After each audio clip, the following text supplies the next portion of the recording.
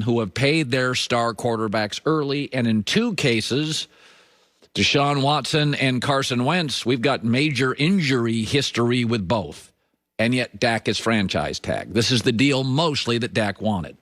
What is really interesting about Dak and Deshaun Watson, now obviously Dak's been in the league longer than Deshaun Watson. Obviously Deshaun was a higher draft pick than Dak Prescott. But let's take the last 2 years. So they've both had some years in the league. What is shocking is how similar they are. Deshaun's won a few more games. They both have 52 touchdowns and around 20 picks. They both complete about 66, 67% of their throws. And one's passer rating is 100 and another is 98.4. It's the same guy. There's a big difference, though. Deshaun Watson's done that despite his surroundings. Dak has accomplished that because of his surroundings. This is why I never bought into all the Dallas reporters claiming that Dak was going to get big money. He has had a top 2 offensive line since he entered the league, a top 1 or 2 running back, a top 3 or 4 receiving core. His head coach always been an offensive guy. And as much as we roll our eyes at Jerry Jones and the Cowboys, they generally draft pretty well and have elite players my entire life. Dak and Deshaun's numbers are shockingly similar the last 2 years. One guy got there despite his surroundings in Houston. Another got there because of his surroundings in Dallas. Maybe it says Jerry Jones and the Cowboys are much better run than we think. But this is specifically why if I give you Mercedes, I want Mercedes results. If I give you a top 2 offensive line for 3 or 4 years, if I give you a top 2 running back for 4 years, if I give you all sorts of candy and fun on the perimeter, if I give you offensive coach after offensive coach, you got to do better than one playoff win. I mean, it's so funny to watch people bang on Jared Goff. Jared Goff got to a Super Bowl and had a chance to win it in the fourth quarter. It's like people that bang on Jimmy Garoppolo. For 3 quarters, he outplayed Patrick Mahomes. He's pretty good. Dak still has all these, oh, man. That's why I always say about life. If you told me at 30 years old you're a millionaire, but you were a trust fund millionaire, not that impressive.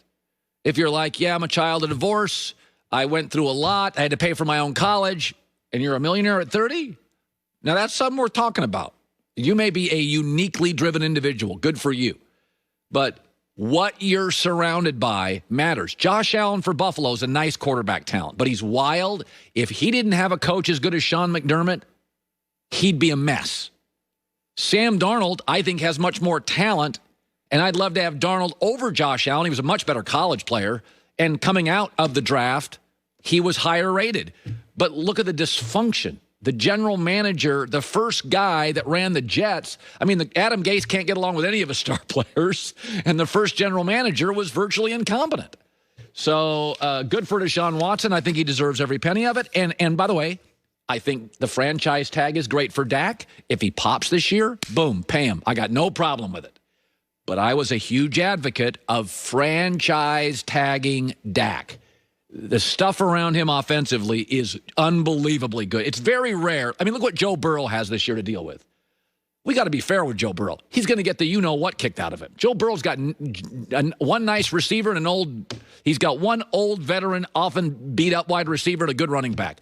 In that division, that is 5 wins max, probably 4. Where you land, the support you get matters. Dak has had unbelievable. You may not like Jason Garrett. At least he played quarterback in the NFL. He wasn't one of these stodgy defensive coaches, John Fox, who's hyper-conservative. Jason Garrett was a quarterback in the NFL. There's a lot of worse situations than that. Okay, Colin right, Colin wrong, top of the hour. So I have until Thursday to officially put in my NFL predictions. So put up what you want. I want you to watch these. Go to my social media accounts. So my updated predictions. I'll take the Bills to win the AFC East and be the only playoff team in that division. In the AFC North, I've got the Ravens at 16-0. I may alter that. Cleveland's a playoff team. Pittsburgh, I don't buy. Everybody else does. And I think the Bengals are just not ready to compete in that division. Let's go to AFC South. I'm fascinated to watch Phillip Rivers with that offensive line. He's going to have nothing but time to throw. I don't love their perimeter weapons. We will see. We will see with the two rookies, Jonathan Taylor, the running back rookie out of Wisconsin. Keep your eyes on him. And Michael Pittman, the wide receiver from USC. I love both those guys. In kind of a weird division with a lot of dysfunction, I'll take the Colts to be the best, least dysfunctional team. In the AFC West, again, I like Denver a lot, but they're bad at left tackle, and their right tackle opted out. That is a problem. But I do think Denver is emerging offensively. Drew Lock, keep your eye on him. Big arm, a little wild. I think the Chargers, Derwin James injury does not help them. I think Kansas City wins the division, but I do expect a little pullback from Kansas City. I think that happens when you go to Super Bowls. My playoff teams are the Bills, the Ravens, the Colts, the Chiefs, the Broncos, Browns, and the Chargers. Let's go to the NFC, where I think the Eagles win the division, and then I think it's just a bunch of meh. Dallas 8-8. It could be a game above that. I wouldn't be shocked. I think Philadelphia's got the best coach, the best front office, and the most talented quarterback. NFC North, I have the Vikings and Green Bay both at 11-5. I think Chicago's got quarterback issues. Some people see Detroit as a dark horse. I don't. I love Minnesota's roster. I think we've oversold Green Bay. They're not going to be 13-3. But good God, I'm seeing people now say they're a 500 team or 9-7. They've got Aaron Rodgers, Devontae Adams, Aaron Jones. They're pretty good. In the NFC South, fascinating division. Carolina is going to be a really intriguing 7-9 team. Running back, wide receiver, quarterback, offensive mind, they're going to spoil somebody's season. I think Tampa Bay starts sluggishly because of all the new pieces with Brady, but I think they catch fire mid-October on. As John and I talked about, the Saints are in go-for-it mode. They are all in, and I think they're going to be rewarded. I think this is Drew Brees' last year before he goes to be a great broadcaster, and he'll be great. And then the NFC West, which is arguably the best division. I can't wait to watch this. I think the Niners got it going. Seattle worries me. They've got really bad offensive and defensive lines, but Russell Wilson is a savior, and in Russell, I trust. That's how I look at it. The Rams, I live in this city. I'm not quite sure what to do with the Rams. Here's why I like them. Last year, we look at it as a massive disappointment. They were 9-7 in the toughest division in football.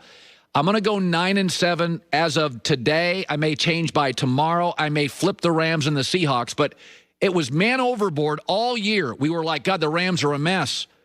They were 9-7 in the toughest division in football and had a chance to be 10-6.